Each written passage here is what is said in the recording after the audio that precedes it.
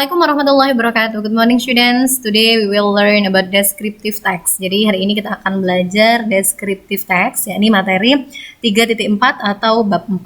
Jadi descriptive text itu sendiri nantinya akan kita pelajari satu bab sebelum akhir. Jadi sebelum kita pas, kita akan belajar yang namanya descriptive text ya. Oke, selanjutnya, what is descriptive text? Jadi, apa sih sebenarnya Miss descriptive text itu sendiri? Jadi, teks deskripsi. Biasanya di bahasa Indonesia kita mengenal yang namanya teks deskripsi. Itu sama ya dengan descriptive text. Akan tetapi membedakan hanya bahasanya saja, gitu nak ya. Jadi apa sih sebenarnya teks deskriptif itu sendiri? It is a text that describe a particular place, person, or thing. Jadi sebenarnya namanya juga deskriptif. Itu asal katanya adalah describe. Berarti describe itu artinya kalau dalam bahasa Indonesia itu menjelaskan, gitu ya. Berarti menjelaskan sesuatu seperti misalnya bisa tempat, bisa orang, ya, ataupun benda. Itu nak ya. Selanjutnya, what is the purpose of descriptive text? Jadi apa sih sebenarnya Miss tujuan dari purpose? Purpose itu tujuan ya, tujuan dibuatnya sebuah teks deskripsi itu sendiri. Jadi tujuannya adalah to describe, untuk menjelaskan person, orang, thing, benda, or place atau tempat in specific, secara khusus gitu ya. Jadi untuk menjelaskan sesuatu lah intinya, namanya juga deskripsi gitu ya. Selanjutnya yang ketiga ada yang namanya generic structure. Generic structure itu berarti susunan dari sebuah teks deskripsi itu seperti apa gitu ya. Yang pertama ada yang namanya identification. Identification ini identifikasi kalau di bahasa Indonesia. Isinya apa Miss? Kalau diidentifikasi, isinya adalah this part introduce where or who the subject being described is. Jadi biasanya pada bagian identification ini akan diperkenalkan di mana atau siapa yang akan dijelaskan. Gitu nak ya. Biasanya untuk identification ini atau bagian identifikasi ini berada di paragraf 1 gitu ya, atau kalau nggak gitu, kalau teks deskripsinya agak panjang ada di antara paragraf 1 dan 2 gitu ya, tapi umumnya berada di paragraf pertama gitu ya. Yang kedua, description. Apa saja sih yang ada di bagian deskripsi ini? This part shows the detailed descriptions of subject. It may include the information about the appearance or qualities of subject. Jadi biasanya pada bagian ini akan dijelaskan secara detail subjek yang akan kita jelaskan, gitu ya.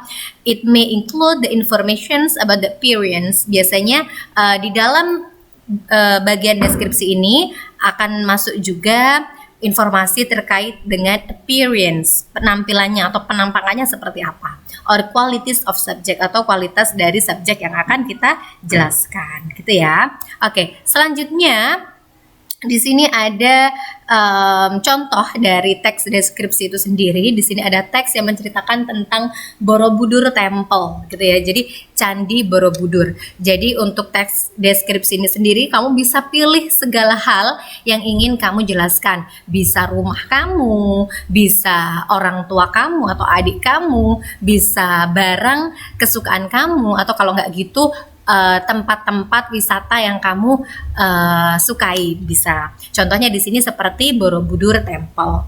Oke, untuk di bagian ini kan teks secara menyeluruh ya. Setelah ini Miss Nawa tunjukkan bagian mana saja sih yang termasuk identification dan description. Oke, di bagian ini ternyata untuk identification atau identifikasi itu berada di paragraf pertama. Karena topik yang akan kita jelaskan atau yang akan kita angkat pada hari ini judulnya Borobudur, gitu ya.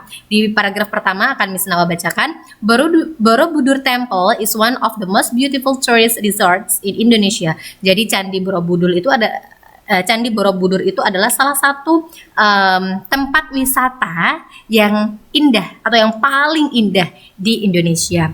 It is located in Central Java. Letaknya berada di Jawa Tengah. Borobudur Temple is one of the 7 wonders of the world which needs to be preserved its circumstance. Jadi Candi Borobudur itu merupakan salah satu 7 keajaiban dunia, gitu ya, yang wajib untuk dilindungi gitu ya, atau dilestarikan gitu. Jadi untuk di bagian identification itu biasanya menjelaskan siapa sih yang mau dijelasin, ternyata Candi Borobudur. Setelah itu di mana sih letaknya, ada di Jawa Tengah, seperti itu. Intinya hampir sama seperti paragraf introduction gitu nah, atau paragraf pengenalan itu sendiri.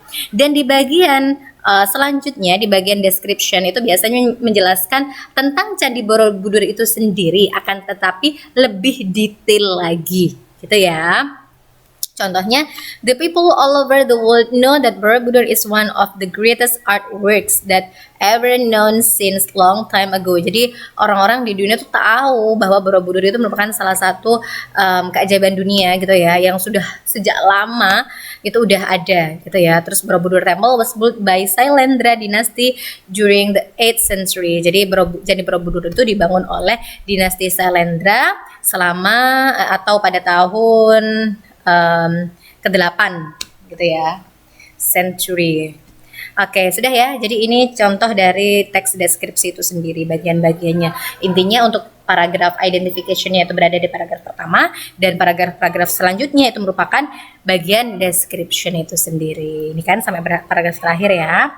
Oke, selanjutnya language features. Jadi unsur bahasa, unsur kebahasaan. Apa saja sih yang digunakan dalam teks deskriptif atau teks deskripsi itu sendiri? Yang pertama ada yang namanya using simple present tense, and then the second one is using adjective and adverb, dan yang ketiga using present passive voice. Oke. Yang pertama, simple present tense merupakan tenses yang paling sering kita gunakan sejak kita berada di junior high school. Sejak kita berada di SMP, tenses ini selalu kita gunakan ya. Pasti kalian sudah tidak asing lagi dengan tenses ini, yakni subjek plus verb 1 plus objek, subjek plus verb 1 plus objeknya, subjeknya bisa I, you, we, they, he, she, it gitu ya. Jadi pasti kalian sudah tahu seperti ini. Jadi misalnya contoh, misalnya punya contoh I love you misalnya. Oke, I itu jadi subjek, love itu jadi verb 1 ya. Terus you itu jadi objek gitu. Oke, seperti itu. Sama saja. Di sini langsung saja kita masuk ke penggunaan. Contoh penggunaan simple present tense di dalam sebuah teks deskriptif. Ini contohnya. Borobudur Temple is one of the most beautiful tourist resort in Indonesia. Ini merupakan simple present tense. Kenapa? Karena di sini ada to be is ya. To be is MR itu merupakan milik simple present tense, dan di sini menggunakan to be is. It is situated in Central Java. Borobudur Temple is one of the 7 wonders of the world, which needs to be preserved its circumstances. Jadi di sini menggunakan to be is ya, itu menunjukkan simple present tense gitu ya. Kalau nggak gitu berarti menggunakan verb 1 gitu ya. Ini contoh dari using simple present tense. Selanjutnya, using adjective and adverb. Jadi anak-anak, adjective itu adalah sebuah kata sifat. Seperti contoh cantik, tinggi, gelap, lebar, panjang. Itu merupakan adjective, kata sifat. Dan adverb itu merupakan kata keterangan ya. Keterangan tempat atau keterangan waktu. Adverb of place, keterangan tempat, atau adverb of time, keterangan waktu gitu ya. Di sini penggunaannya adalah Borobudur Temple is one of the most beautiful. Ini merupakan adjective, kata sifat ya. Tourist resort in Indonesia. In Indonesia ini merupakan adverb of place, keterangan tempat. Ini juga it is situated in Central Java, ini juga merupakan adverb of place, keterangan tempat. Seperti itu ya. Jadi memang banyak sekali kata adjective dan adverb yang digunakan ketika kita membuat sebuah teks deskripsi atau descriptive text. Selanjutnya present passive voice. Kalau kita berbicara tentang passive voice itu rumus patennya ya, atau clue yang bisa kalian gunakan itu adalah to be plus verb 3 gitu ya. Jadi kalau di bahasa Indonesia kita biasanya mengetahui kalimat aktif dan kalimat pasif itu sama. Di bahasa Inggris namanya passive voice gitu ya. Jadi yang awalnya saya makan nasi bisa dirubah menjadi nasi dimakan oleh saya gitu ya. Sama di bahasa Inggris juga seperti itu. Kalimat aktif menggunakan subjek plus verb 1 plus objek. Saya makan nasi menggunakan ini, jadi I eat rice gitu ya. In the morning, misalnya adverb of place-nya in the morning. I eat rice in the morning.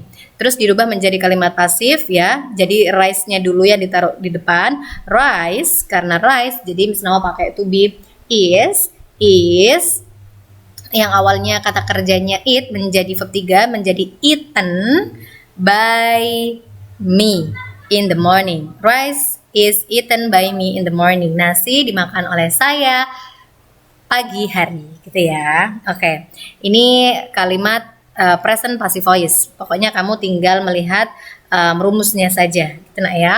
Oke, selanjutnya using present passive voice ketika present passive voice ini diaplikasikan ke dalam sebuah teks deskripsi itu sendiri. Contohnya ada di sini, ada di after going into some restorations. Ini ada di kalimat selanjutnya yang Miss Nawa bold. Di sini ada Borobudur is visited by more and more tourists, both domestic and foreign tourists. Jadi di sini ada is ya, ada to be plus verb 3. Ada to be yang mana setelahnya ada kata kerja bentuk ketiga yang awalnya visit menjadi visited. Ini adalah contoh dari penggunaan present passive voice di dalam sebuah teks deskripsi. Silahkan dikerjakan yang halaman 41 yang ini ya, yang ada gambar dog atau anjing ini. Kalian kerjakan nomor 1, nomor 2, nomor 3, nomor 4, dan nomor 5. Ya, itu saja. Dan di buku tulis, kamu foto dan kamu upload di e-learning. Gitu ya. Miss Nawa tunggu maksimal minggu depan. Terima kasih. Itu saja dari Miss Nawa. Assalamualaikum warahmatullahi wabarakatuh.